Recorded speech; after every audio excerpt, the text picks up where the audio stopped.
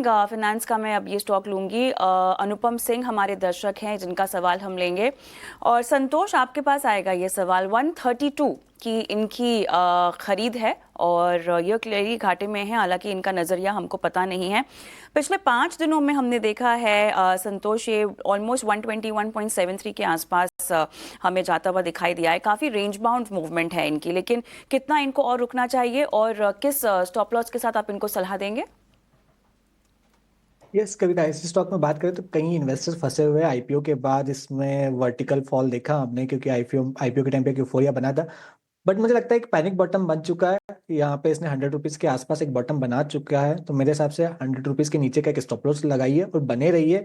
Near term में भी थोड़ा सा साइडवेज हो सकता है, लेकिन जैसे ही ये स्टॉक आपका 125 रुपए के ऊपर क्लोजिंग देगा, एक मोमेंटम बनते दिखेगा, फिर इसमें शायद एक वैल्यू बाइंग देखने को मिल सकती है जो स्टॉक को 150 रुपए तक लेके जा सकती है। तो आपके लिए स्टॉप लॉस रहेगा 100 के नीचे 99 लगा सकते हो, ऊपर में 125 निकलने के बाद 150 रुपए का टारगेट रहेगा।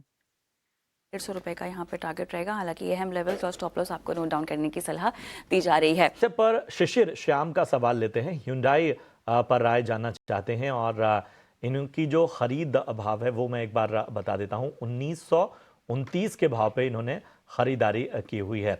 बताएं तेजस, क्या राय बन रही है? अगर हुंडई की हम बात करें तो ये स्टॉक ने एक अच्छी खासी रैली दिखाई पिछले 10 दिनों से।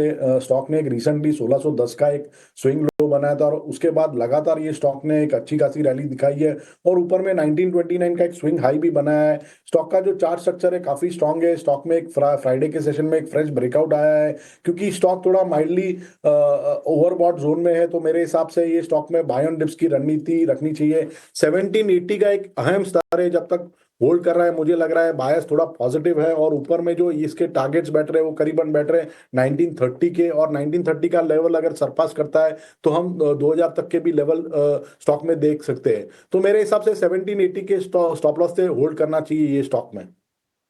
तो 1780 के जो आपका स्टॉप लॉस है उसके साथ बने रहने की आपको सलाह यहाँ पर।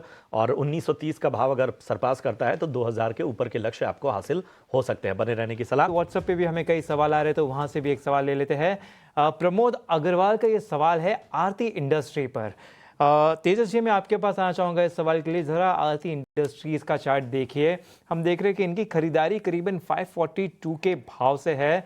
अगर यहाँ से देखें तो कुछ 75 शेयर एक्चुअली ये होल्ड कर रहे हैं और स्टॉक इस वक्त देखें तो वहाँ से नीचे ट्रेड करता हुआ नज़र आ रहा है।